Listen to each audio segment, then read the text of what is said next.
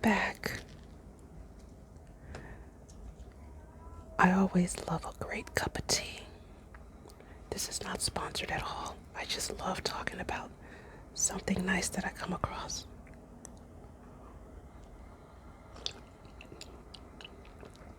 Ever since I came across Fortnum and Mason Christmas tea, I've just been in love with Christmas blends, and this one is what I've been enjoying lately from the Rocky Mountain, a Misty Mountain Tea Shop, MistyMountainTeaShop.com. So for about $11, you get about 4 ounces of a Christmas blend. Anyways, hey, maybe one day, hopefully my videos will be sponsored.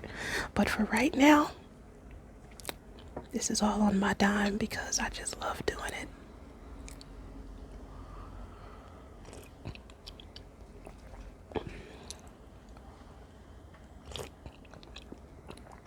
I usually run my leaves through twice, meaning I use my leaves about twice, just to get more out of it. It's not as strong the second time, but usually put a little bit of fresh leaves with the old leaves, and it's okay.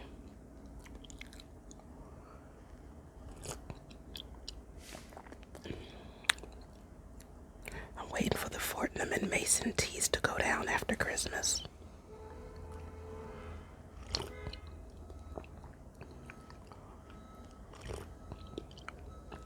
Oh my goodness. I just love tea. Especially with milk and honey. That's just dessert. Anyways,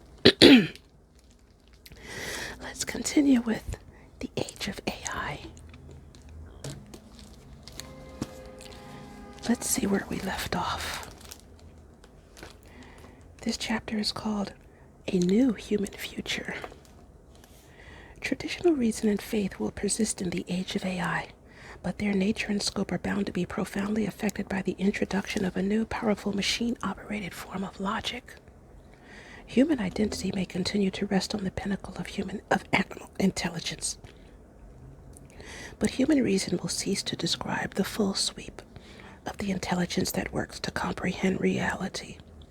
To make sense of our place in this world, our emphasis may need to shift from the centrality of human reason to the centrality of human dignity and autonomy. The Enlightenment was characterized by attempts to define human reason and understand it in relation to and in contrast with previous human eras. The political philosophers of the Enlightenment, Hobbes, Locke, Rousseau, and many others derived their concepts from theoretical states of nature from which they articulated views of the attributes of human beings and the structure of society. In turn, leaders asked how human knowledge could be pulled and objectively disseminated to permit enlightened government and human flourishing. Absent similarly comprehensive efforts to understand human nature, the disorientations of the AI age are going to prove difficult to mitigate. The cautious may seek to restrict AI, confining its use to discrete functions and circumscribing when, where, and how it is used. Societies or individuals may reserve the role of principal and judge for themselves, relegating AI to the position of support staff. However, competitive dynamics will challenge limitations of which the security dilemmas presented in the previous chapter are the starkest evidence. Barring fundamental ethical or logic or legal constraints, what company would forego knowledge of AI functionality a rival has used to offer new products or services?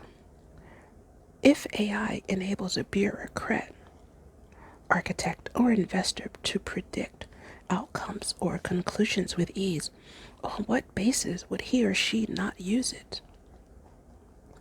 Given the pressures for deployment, limitations on AI uses that are on their face desirable will need to be formulated at a society-wide or international level. AI may take a leading role in exploring and managing both the physical and digital worlds. In specific domains, humans may defer to AI, preferring its processes to the limitations of the human mind. This deference could prompt many or even most humans to retreat into individual, filtered, customized worlds.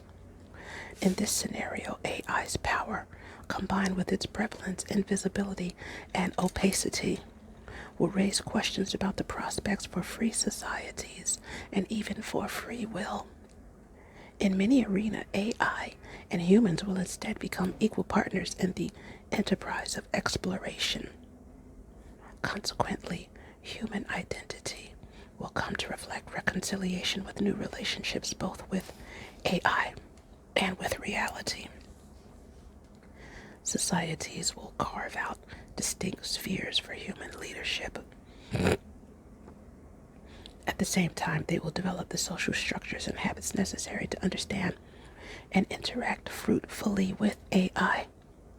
Societies need to build the intellectual and psychological infrastructure to engage with AI and exercise its unique intelligence to benefit humans as much as possible. The technology will compel adaptation in many, indeed most aspects of political and social life.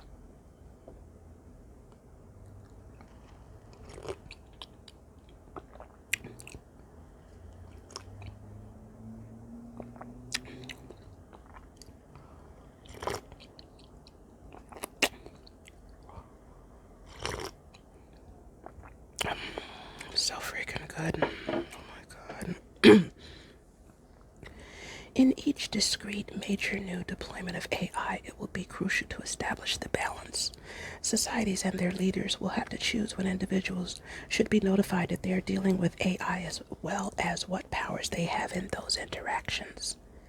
Ultimately, through these choices, a new human identity for the AI age will be made manifest. Some societies and institutions may adapt by degrees. Others, however, may find their foundational assumptions in conflict with the way they have come to perceive reality in themselves, since AI facilitates education and access to information even as it increases the potential for amplification and manipulability. These conflicts may grow. Better informed, better equipped, and with their viewpoints amplified, individuals may demand more of their governments.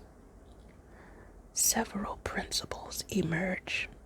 First, to ensure human autonomy, core governmental decisions should be carved out of AI-imbued structures and limited to human administration and oversight. Principles inherent in our societies provide for peaceful resolutions of disputes. In this process, order and legitimacy are linked. Order without legitimacy is mere force. Ensuring human oversight of and determinative participation in the basic elements of government will be essential to sustaining legitimacy. In the administration of justice, for example, providing explanations and moral reasoning are crucial elements of legitimacy. Permitting participants to assess a tribunal's fairness and challenge its conclusions if they fail to accord with societally held moral principles. It follows that in the age of AI, whenever such a significant issue is at stake, the deciders will need to be qualified, non-anonymous humans who can offer reasons for the choices made. Similarly, democracy must retain human qualities. At the most basic level, this will mean protecting the integrity of democratic deliberations and elections. Meaningful deliberation requires more than the opportunity to speak. It also requires the protection of human speech from AI distortion. Free speech needs to be continued for humans, but not extended to AI. As we said in Chapter 4, AI has the capacity to generate both in high quantity and large volume misinformation such as deep fakes, which are very difficult to distinguish from real video and audio recordings. Although automated AI speech was created and deployed at people's behest, it will be important to develop understandable distinctions between it and genuine human speech. Though regulation of AI intermediation that prevents the promotion of misinformation and disinformation, deliberately created falsehoods, will be difficult, it will be crucial. In a democracy, speech permits citizens to share relevant information, to participate deliberatively in the democratic process, and to pursue self-realization through the production of fiction, art, and poetry. AI-generated false statements may approximate human speech, but they serve only to drown it out or distort it. Curbing the spread of AI that produces misinformation, therefore, would help preserve the speech that is vital to our deliberative process. Does one classify an AI dialogue between two people, two public figures who never met, as misinformation, entertainment, or political inquiry? Or does the answer depend on the context or on the participants? Does an individual have the right not to be represented in a simulated reality without his or her permission? If permission is granted, is the synthetic expression any more genuine? Each society must determine, in the first instance, the full range of permissible and impermissible uses of AI in various domains. Access to certain powerful AI, such as AGI, will need to be strictly guarded to prevent misuse. Because AGI will likely be so expensive to build that only a few will be, access may be inherently limited. Certain limits may violate a society's concepts of free enterprise and the democratic process. Others, such as the need to restrict the use of AI in the production of biological weapons, should be readily agreed upon but will require international collaboration. As of this writing, the EU has outlined plans to regulate AI, seeking to balance European values, such as privacy and freedom, with the need for economic development and support of European-grown AI companies. The regulations chart a course between that of China, where the state is investing heavily in AI, including for surveillance purposes, and that of the United States, where AI R&D has largely been left to the private sector.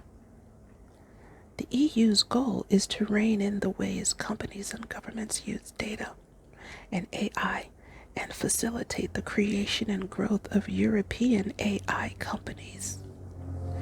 The regulatory framework includes risk assessments of various uses of AI and imposes limits or even bans on government use of certain technologies deemed high risk, such as facial recognition. Though facial recognition has beneficial uses, such as finding missing persons and combating human trafficking, there will undoubtedly be extensive debate and modification of the initial concept, but its first form is an example of a society determining the range of limitations on AI that it believes will enable it to advance its way of life in future. In time, these efforts will be institutionalized. In the United States, Academic groups and advisory bodies are already beginning to examine the relationships between existing processes and structures and the rise of artificial intelligence. These efforts include efforts in academia, such as the MIT Initiative to Address the Future of Work, and efforts in government, such as the National Security Commission on Artificial Intelligence. Some societies may forego analysis altogether.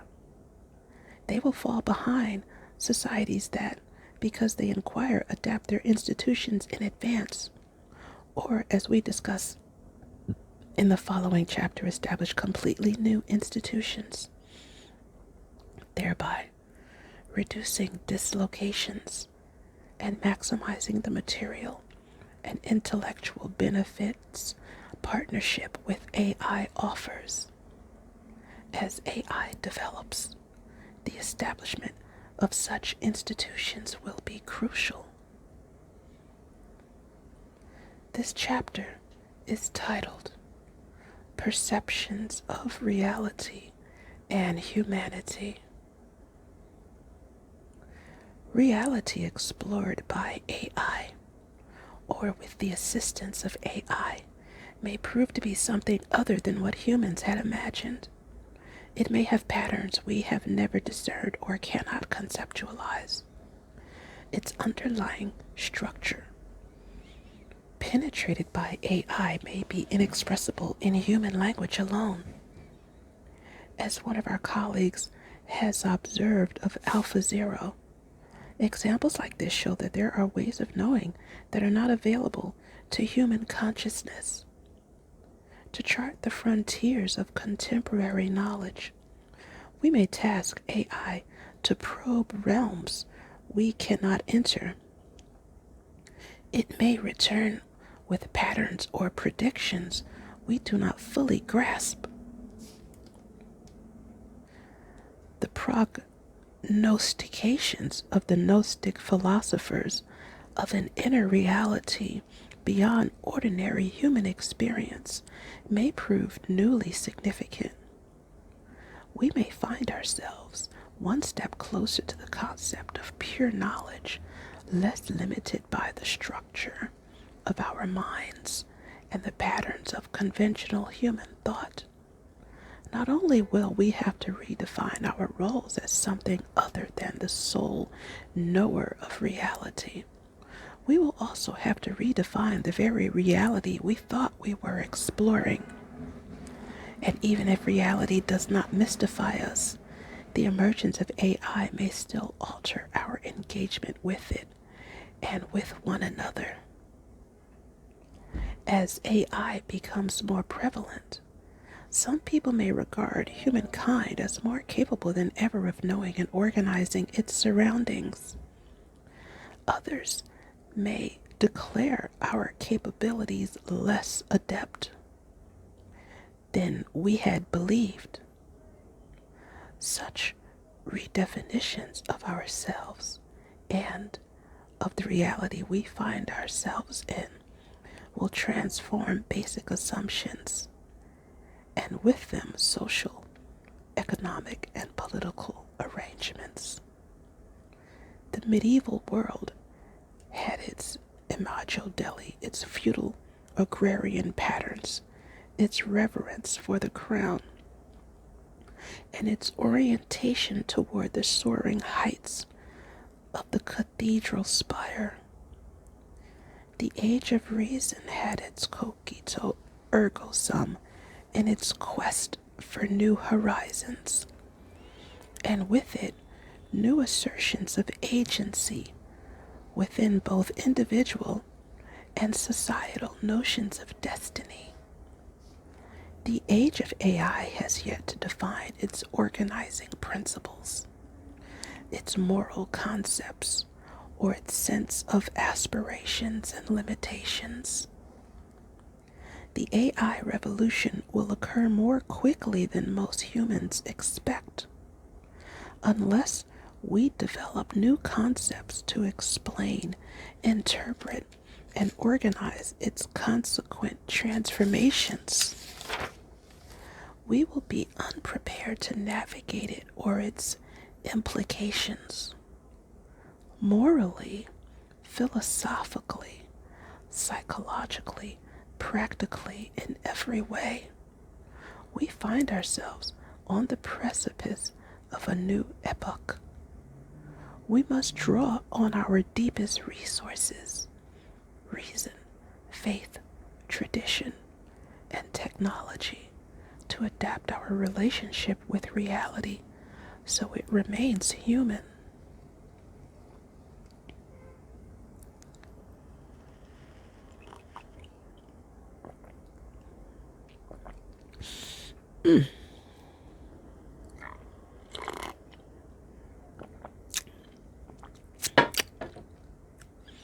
Thanks for listening and watching. Like and subscribe. Catch me in the next video. May you find lasting happiness. Bye.